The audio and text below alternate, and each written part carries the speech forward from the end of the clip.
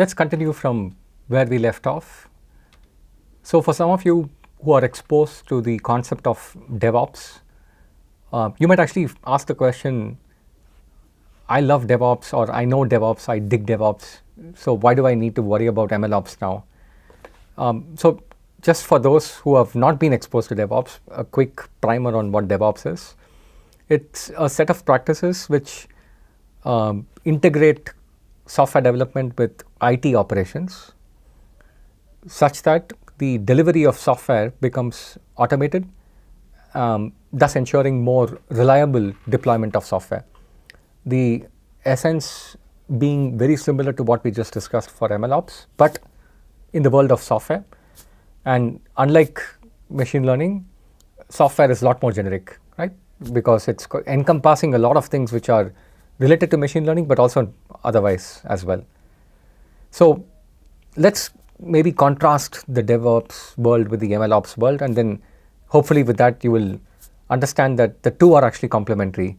While there are many common tools or techniques that are applicable, the essence of what's required for a good practical application of machine learning would be both DevOps and MLOps. And in fact, in this course, as we start doing the hands-on exercises, you'll see many DevOps elements actually playing a role in setting up the lab for a specific MLOps kind of exercise. First up, when you just take a look at DevOps by itself, you would have basically seen that a lot of DevOps practices pertain to software that can be packaged and deployed in a way that's automated. So the essence is automation. It's not to be done by manual effort, right? Because that becomes very problematic. The essence of what you want to be able to do with DevOps is to automate the entire cycle. So let's take that same example of shipping cars. Unlike self-driving cars, let's say these are traditional cars which are not intelligent, so to speak. So how do you get these cars out on the road? So obviously you've got to go design and manufacture the car. So that could be the analogy to building software for the first time. And then once you build that car, then you go thoroughly test it, right? And when you test it out, you go through a lot of different types of corner cases about what happens under scenarios which are not traditionally going to be encountered, etc., etc.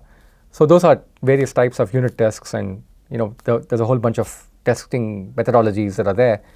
And CI/CD stands for continuous integration, continuous delivery. Continuous integration is you're continuously integrating various parts of the software together to test out that the entire software makes sense as a whole. Likewise, various parts of the car are tested, and when they're brought together, the car can actually function like what you would imagine a car to do. So that's what CI refers to. CD refers to once the car is tested out and it's certified to be working like what a car should do, then you ship it out to the factory, into the floor, into the let's say store, etc., etc. So that's basically part and parcel of testing, and that's why road testing happens. For instance, once it's on the road, then it's got the final testing done. Then once the car is out on the field, occasionally you might want to come in and change some things because you've got some updates to be done. So here's where new features get added. You could do bug fixes because some parts of the car are not working the way it's supposed to. Then finally, what you'll also notice is that the car's behavior is actually very much deterministic, meaning given a set of stimuli, right, it responds in a certain way. Like if you steer the steering wheel to the right, the car is actually going to go to the right. The extent of steering is going to govern the turning radius, etc., etc. So if you look at this world, the role of DevOps is to ensure that the car is shipped in the same manner across different factory lines, across different time elements of the day, across different workers who are potentially involved in the testing. It doesn't matter. Under all those variable conditions, the car that ships out is exactly the same all the time. That reliability, that trust that you've placed that the car functions exactly as what it's supposed to do and it's come out the same way every single time, that's actually what's key to ensuring that your clients as a car company are satisfied with what's being provided to them. So you wouldn't want the car to break down in the middle because you've released an update which is not tested out. You wouldn't want the car for me to look different from the car for you, assuming we are buying the same brand and same model, etc. Right? Because then that will look unfair, right? Why do we have this distinction? So the world of DevOps is to ensure reliable delivery of software so that the software behaves deterministically and behaves the same way every single time and for every single person. Let's contrast this with what happens for machine learning driven applications. Notice that machine learning really plays a role when you're no longer able to model the environment as a finite set of deterministic rules.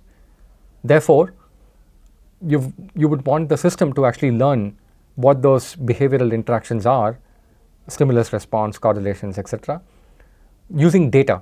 And that's where machine learning plays a role. And one of the most common reasons why machine learning is invoked in real world use cases is to go beyond standard offerings and start to personalize, what's standard off the shelf into personalized products for each individual person that's consuming those products. So let's take the example of self-driving cars. Self-driving cars are standard cars which are produced using the standard methodology we just talked about, but with additional intelligence. And where is that intelligence used? It's used in personalizing the experience of the car for that individual, because some people like to drive fast, some people like to take a turn more aggressively, or some people really like to brake early, right? And what's more, the set of inputs, the set of variables which go into car driving are going to be different in different places. Like I might live in the mountains, whereas somebody else might live in the plains and in hot conditions. Our driving experience is actually going to be very different. So the car needs to be able to adjust to all of that. So instead of fixed rules, a self-driving car needs to be able to learn from the data. That's where the model training aspect comes into play. And over time, as the real world conditions change, it needs to be able to adapt, right? So the traffic patterns change, the road constructions start to happen, weather changes. So then how do you change the behavior of the car as the input variables change?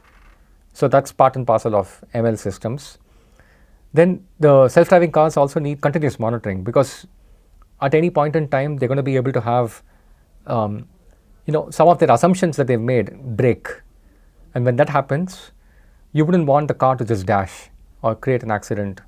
Like you would want a manual override to be possible, or you would want the car to learn about these new behaviors which are necessary for it to function correctly. So that corresponds to this topic of data drift or decay of a model, or corner cases which have not been considered. And then last but not the least, even if the software is perfect, which is the case with traditional cars, right? The software could produce a perfect car, works exactly as it intended. But the car that's self-driving, the intelligence module can start making poor decisions because it's got exposure to environment variables which have not been considered before. Like for instance, let's say that the self-driving car has never seen snow, and suddenly it's now been bought by a person who lives in, let's say, Jammu and Kashmir, right, in India, and it snows there half the year. So the car is now going to be used in conditions which have a lot of snow on the road. So how is it going to react to it? And if it's making poor decisions, then it's bad. Excuse me. So MLOps then, to contrast with DevOps, it's built to ensure that this self-driving model continuously adapts to these real world changes, and therefore can deliver cars which are truly intelligent and reliable. So to summarize, if you look at the key aspects where DevOps and MLOps are contrasting, so the focus of DevOps is on software development, making sure that the operations of the software are reliable, whereas for MLOps, it's about the machine learning lifecycle itself. The artifacts which are under control of DevOps are things like code, which is software code and binaries, and at times it's also about the infrastructure on which the software runs. Whereas for machine learning operations, it's not just the code, but it's also the data. It's the parameters, it's the models themselves. So you've got a lot many more variables which change. And this is not counting the infrastructure either, right? In many modern applications of machine learning, the infrastructure plays a very critical part. When it comes to versioning, you've got to version the code and software because most infrastructure decisions are also software at the end of the day, right? Like for instance, in Devops, you use technologies like Terraform and Ansible to start, automating the infrastructure provisioning that's required for software to work. Whereas in the case of MLOps, the versioning is required not just for code which is changing, but also the data, also the model, and also the different experiments that run live. Experiments meaning when you have different versions of models running live, and some of those versions of the models are used in certain scenarios, like for instance, with A/B testing as an example. A/B testing, what it does is there is a main model which has already been chosen as the winning model, and that's running in production. Now you've got a new model which has been trained with the latest data, and the new model is called a challenger model.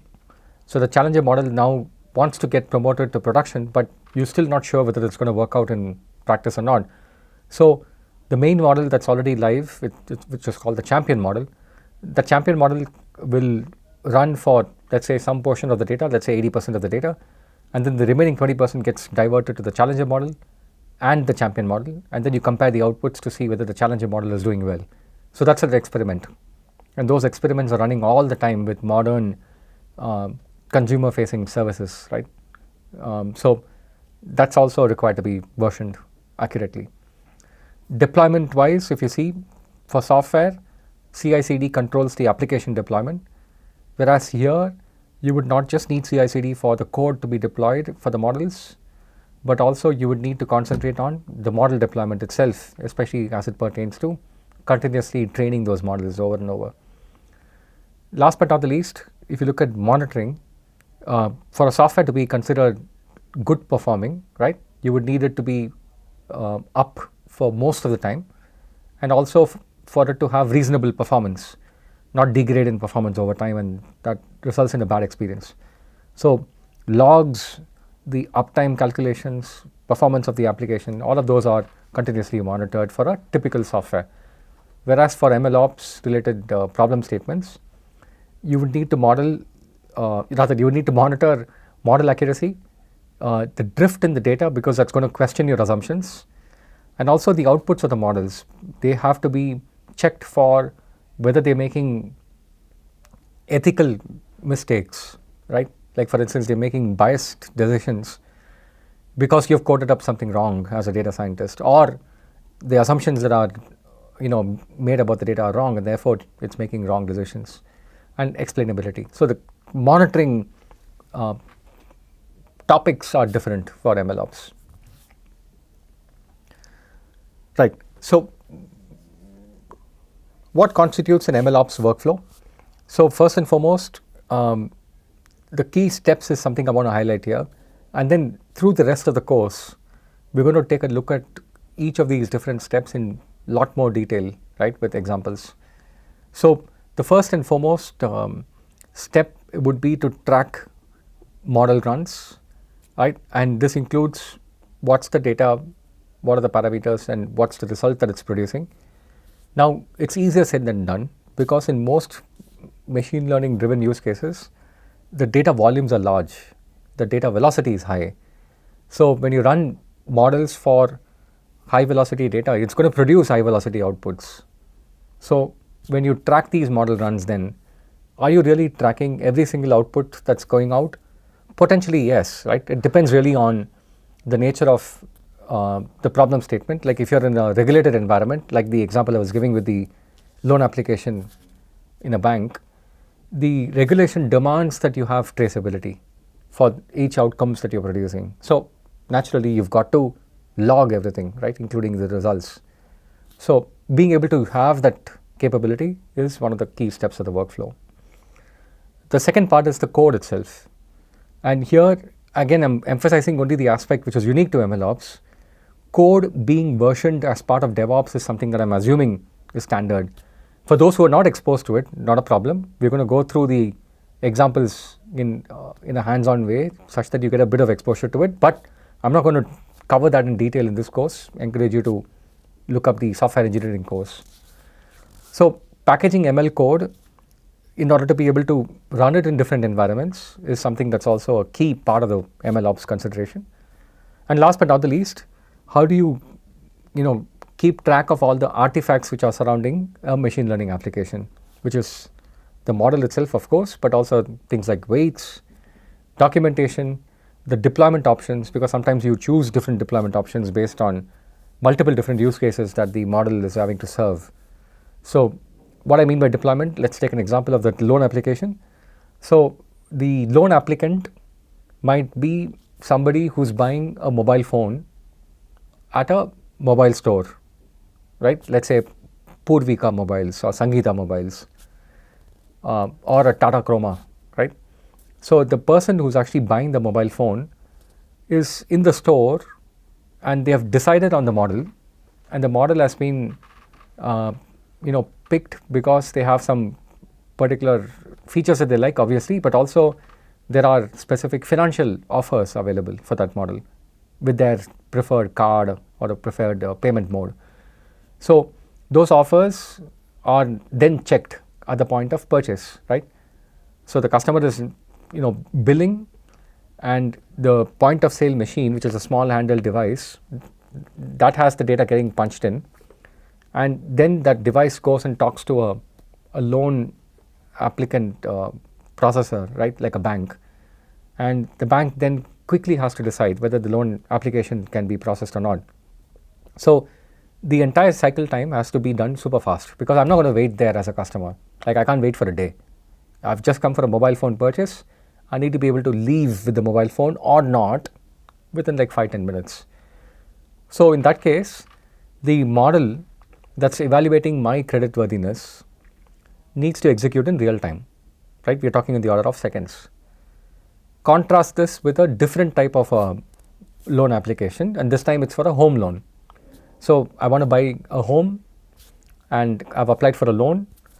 Usually in a home loan kind of a setting, the loan application doesn't get decided in real time. It takes on the order of days, because somebody needs to come and verify that the home is valid. It's not just a fraudulent asset, that the home is in a good locality, it's got a good value, and the person who's actually applying has all the good parameters which are required for proving that they will pay back the loan at the right point in time. So usually that takes multiple days.